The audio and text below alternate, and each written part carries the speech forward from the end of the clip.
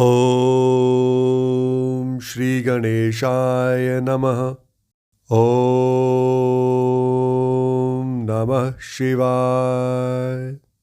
मैं अभिजीत शर्मा योगिक स्वाध्यायम के हमारे पॉडकास्ट शिव पुराण विद अभिजीत में आप सभी का हार्दिक अभिनंदन करता हूं।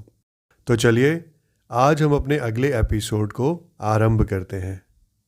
आज हम शिव पुराण की दूसरी संहिता रुद्र संहिता के तीसरे खंड पार्वती खंड के 41वें अध्याय से आगे बढ़ेंगे।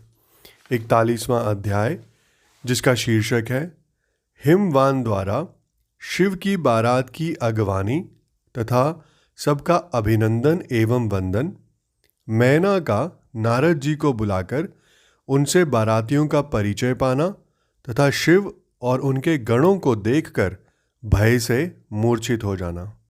यहाँ ब्रह्मा जी कहते हैं, तदनंतर भगवान शिव ने नारद जी को हिमाचल के घर भेजा।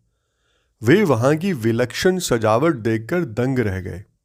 विश्वकर्मा ने जो विष्णु, ब्रह्मा आदि समस्त देवताओं तथा नारद आदि ऋषियों की चेतन सी प्रतीत होने वाली मूर्तियां बनाई थी, उन्हें देखकर देवऋषि नारद चकित हो उठे। तत्पश्चात हिमाचल ने देवऋषि को बारात बुला लाने के लिए भेजा। साथ ही उस बारात की अगवानी के लिए मैनाक आदि पर्वत भी गए। तदनंतर विष्णु आदि देवताओं तथा आनंदित हुए अपने गणों के साथ भगवान शिव हिमालय नगर के समीप सा आनंद आ पहुँचे। गिरिराज हिमवान ने जब यह सुना कि सर्वव्यापी शंकर मेरे नगर के निकट आ पहुँचे हैं, तब उन्हें बड़ी प्रसन्नता हुई। तदनंतर उन्होंने बहुत सा सामान एकत्र करके पर्वतों और ब्राह्मणों को महादेव जी के साथ वार्तालाप करने के लिए भेजा। स्वयं भी बड़ी भक्ति के साथ वे प्राण प्यारे महेश्वर का दर्शन करने के लिए गए। उस समय उनका हृदय अधिक प्रेम के कारण द्रवित हो रहा था और वे प्रसन्नता पूर्वक अपने सौभाग्य की सराहना करते थे। उस समय समस्त देवताओं की सेना को उपस्थित देख हिमवान को बड़ा विस्मय हुआ और वे अपने को धन्य मानते हुए उनके सामने गए।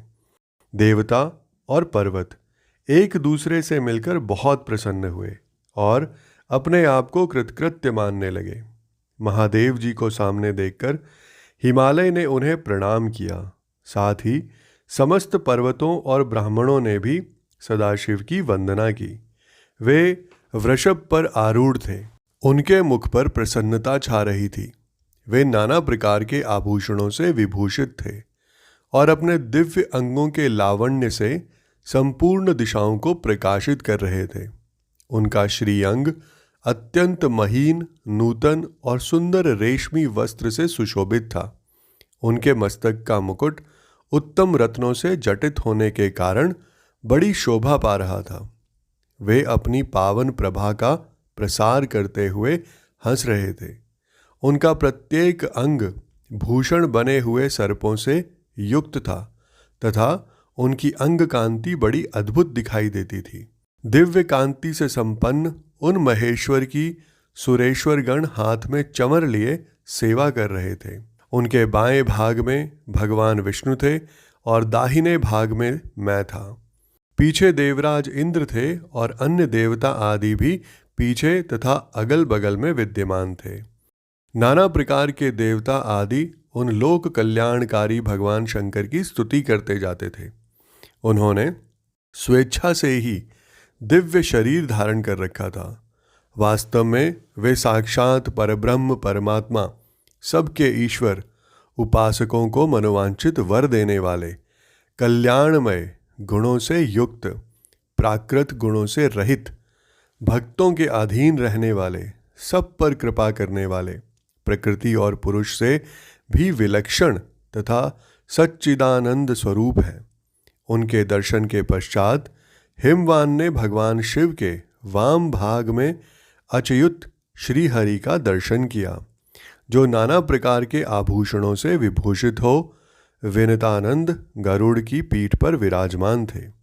हे मुने, भगवान के दाहिने भाग में उन्होंने 4 मुखों से युक्त महाशोभाशाली तथा अपने परिवार से संयुक्त मुझ ब्रह्मा को देखा। भगवान शिव के सदा ही अत्यंत प्रिय इन दोनों देवेश्वरों का दर्शन करके परिवार सहित गिरिराज ने आदर पूर्वक प्रणाम किया। इस प्रकार भगवान शिव के पीछे तथा अगल बगल में खड़े हुए दीप्तिमान देवता आदि को भी देखकर गिरिराज ने उन सब के सामने मस्तक को झुकाया। तत्पश्चात शिव की आज्ञा से आगे होकर हिमवान अपने नगर को गए। उनके साथ महादेव जी, भगवान विष्णु तथा स्वयंभू ब्रह्मा भी मुनियों और देवताओं सहित शीघ्रतापूर्वक चलने लगे। हे मुने, उस अवसर पर मैना के मन में भगवान शिव के दर्शन की इच्छा हुई, इसलिए उन्होंने तुमको बुलाया। उस समय भगवान शिव से प्रेरित होकर उनका हार्दिक अभिप्राय पूर्ण करने की इच्छा से तुम वहां पर गए। मैना ने तुम्हें प्रणाम करके यूं बोला, हे मुने, गिरिजा के होने वाले पति को पहले मैं देखूंगी। शिव का कैसा रूप है जिनके लिए मेरी बेटी ने ऐसी उत्कृष्ट तपस्या की है। हे तात, उस समय भगवान शिव भी मैना के भीतर के अहंकार को जानकर श्री विष्णु और मुझसे अद्भुत लीला करते हुए यूं बोले। भगवान शिव ने कहा, हे तात, आप दोनों मेरी आज्ञा से देवताओं सहित अलग अलग होकर गिरिराज के द्वार पर चलिए, हम पीछे से आएंगे। यह सुनकर भगवान श्री हरि ने सब देवताओं को बुलाकर वैसा करने के लिए कहा। शिव के चिंतन में तत्पर रहने वाले समस्त देवताओं ने शीघ्र वैसी ही व्यवस्था करके उत्सुकता पूर्वक वहां से पृथक पृथक यात्रा की। हे मुने, मैना अपने मकान के सबसे ऊपरी भवन में तुम्हारे साथ खड़ी थी। उस समय भगवान विश्वेश्वर ने अपने को ऐसी वेशभूषा में दिखाया जिससे मैना के हृदय को ठेस पहुंचे। सबसे पहले बारात के जुलूस में विविध वाहनों पर विराजित खूब सजे धजे गाजे बाजे के साथ पताकाएं फहराते हुए वसु आदि गंधर्व आए। फिर मणिग्रीवादि यक्ष, तदनंतर क्रम से यमराज, निरति, वरुण, वायु, कुबेर, ईशान, देवराज इंद्र, चंद्रमा, सूर्य, भृगु आदि मुनीश्वर तथा ब्रह्मा जी आए। ये सब उत्तरोत्तर एक से एक विशेष सुंदर शोभामय गुण रूपों से संपन्न थे। इनमें से प्रत्येक दल के स्वामी को देखकर मैना पूछती थी कि क्या ये ही शिव है? नारद जी कहते, यह तो शिव के सेवक है। मैना यह सुनकर बड़ी प्रसन्न होती और हर्ष में भरकर मन ही मन कहती, ये उनके सेवक ही जब इतने सुंदर हैं, तब वे सबके स्वामी शिव तो पता नहीं कितने सुंदर होंगे। इसी बीच में वहां भगवान विष्णु पधारे।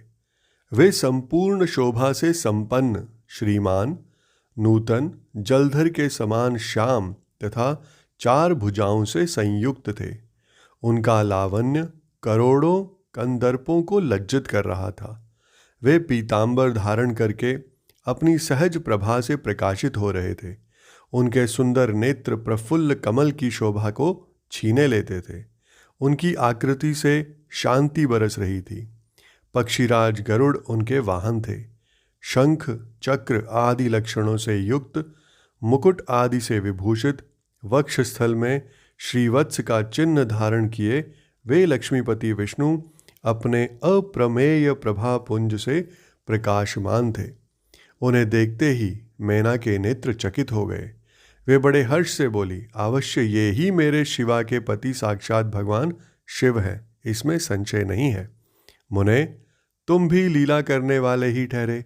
अतः मैना की यह बात सुनकर उनसे बोले, देवी, ये शिवा के पति नहीं है, अपितु भगवान केशव हरि हैं। भगवान शंकर के संपूर्ण कार्यों के अधिकारी तथा उनके प्रिय हैं। पार्वती के पति जो दूल्हा शिव हैं, उन्हें इनसे भी बढ़कर समझना चाहिए। उनकी शोभा का वर्णन मुझसे नहीं हो सकता। वे ही संपूर्ण ब्रह्मांड के अधिपति, सर्वेश्वर तथा स्वयं प्रकाश परमात्मा है। फिर ब्रह्मा जी कहते हैं कि हे नारद, तुम्हारी इस बात को सुनकर मैना ने उन शुभ लक्षणा उमा को महान धन वैभव से संपन्न, सौभाग्यवती तथा तीनों कुलों के लिए सुखदायिनी माना। वे मुख पर प्रसन्नता लाकर प्रीति युक्त हृदय से अपने सर्वाधिक सौभाग्य का बारंबार वर्णन करती हुई यों बोली। मैना ने कहा, इस समय मैं पार्वती को जन्म देने के कारण सर्वथा धन्य हो गई। ये गिरीश्वर भी धन्य है तथा मेरा सब कुछ परम धन्य हो गया।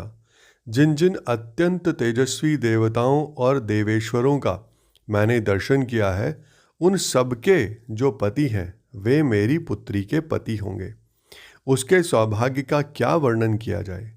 भगवान शिव को पति रूप में पाने के कारण पार्वती के सौभाग्य का 100 वर्षों में भी वर्णन नहीं किया जा सकता। इसके उपरांत ब्रह्मा जी कहते हैं कि हे नारद, मैना ने प्रेम पूर्ण हृदय से ज्यों ही उपर्युक्त बात कही, त्यों ही अद्भुत लीला करने वाले भगवान रुद्र सामने आ गए। हे तात, उनके सभी गण अद्भुत तथा मैना के अहंकार को चूर्ण करने वाले थे। भगवान शिव अपने आप को माया से निर्लिप्त एवं निर्विकार दिखाते हुए वहां पर आए। हे मुने, उन्हें आया जान तुमने मैना को शिवा के पति का दर्शन कराते हुए उनसे इस प्रकार कहा, हे सुंदरी, देखो ये साक्षात भगवान शंकर हैं, जिनकी प्राप्ति के लिए शिवा ने वन में बड़ी भारी तपस्या की थी। तुम्हारे ऐसा कहने पर मैना ने बड़ी प्रसन्नता के साथ अद्भुत आकार वाले भगवान महेश्वर की ओर देखा। वे स्वयं तो अद्भुत थे ही, उनके अनुचर भी बड़े अद्भुत थे। इतने में ही रुद्रदेव की परम अद्भुत सेना भी वहां आ पहुंची, जो भूत प्रेत आदि से संयुक्त तथा नाना गणों से संपन्न थी। उनमें से कितने ही बवंडर का रूप धारण करके आए थे, कितने ही पताका की मर्म ध्वनि के समान शब्द करते थे। किन्हीं के मुंह टेढ़े थे तो कोई अत्यंत कुरूप दिखाई देता था। कुछ बड़े विकराल थे, किन्हीं का मुंह दाढ़ी से मूछों से भरा पड़ा था। कोई लंगड़े थे तो कोई अंधे, कोई दंड और पाश धारण किए हुए थे तो किन्हीं के हाथ में मुद्गर थे। कितने ही अपने वाहनों को उल्टे चला रहे थे। कोई सींग, कोई डमरू और कोई गौमुख बजाते थे। गणों में से कितने के तो मुंह ही नहीं थे, कितनों के मुख पीठ की ओर लगे थे और बहुतों के बहुतेरे मुख थे। इसी तरह कोई बिना हाथ के थे, किन्हीं के हाथ उल्टे लग रहे थे और कितनों के बहुत से हाथ थे। कितने ही नेत्रहीन थे, किन्हीं के बहुत से नेत्र थे, किन्हीं के सिर ही नहीं थे और किन्हीं के बहुत खराब सिर थे। किन्हीं के कान ही नहीं थे और किन्हीं के बहुत से कान थे। इस तरह सभी गण नाना प्रकार की वेशभूषा धारण किए हुए थे। तात, वे विकृत आकार वाले अनेक प्रबल गण बड़े वीर और भयंकर थे। उनकी कोई संख्या नहीं थी। हे मुने, तुमने अंगुली द्वारा रुद्र गणों को दिखाते हुए मैना से यूं कहा, हे वरानने, तुम पहले भगवान हर के सेवकों को देखो, फिर उनका भी दर्शन करना। उन असंख्य भूत प्रेत आदि गणों को देखकर मैना तत्काल भय से व्याकुल हो गई। उन्हीं के बीच में भगवान शंकर भी थे, जो निर्गुण होते हुए भी परम गुणवान थे। वे वृषभ पर सवार थे। उनके 5 मुख थे और प्रत्येक मुख में 3-3 नेत्र। उनके सारे अंगों में विभूति लगी हुई थी, जो उनके लिए भूषण का काम देती थी। मस्तक पर जटाजूट और चंद्रमा का मुकुट, 10 हाथ और उनमें से एक में कपाल लिए, शरीर पर बाघंबर का दुपट्टा और हाथ में पिनाक एवं त्रिशूल, आंखें भयानक, आकृति विकराल और हाथी की खाल का वस्त्र। यह सब देखकर शिवा की माता बहुत डर गई, चकित हो गई, व्याकुल होकर कांपने लगी और उनकी बुद्धि चकरा गई। उस अवस्था में तुमने अंगुली से दिखाते हुए उनसे कहा, ये ही है भगवान शिव। तुम्हारी यह बात सुनकर सती मैना दुख से भर गई और हवा के झोंके खाकर गिरी हुई लता के समान तुरंत भूमि पर गिर पड़ी। यह कैसा विकृत दृश्य है। मैं दुराग्रह में पड़कर ठगी गई। यूँ कहकर मैना उसी क्षण मूर्छित हो गई। तदंतर सखियों ने जब नाना प्रकार के उपाय करके उनकी समुचित सेवा की, तब गिरिराज प्रिया मैना धीरे धीरे से होश में आई। इसके साथ ही आज का हमारा ये एपिसोड यहीं संपन्न होता है। मैं कल फिर आपके समक्ष उपस्थित होऊंगा हमारे अगले एपिसोड के साथ। आप सभी को मुझे इतने धैर्य एवं ध्यान से सुनने के लिए बहुत बहुत धन्यवाद।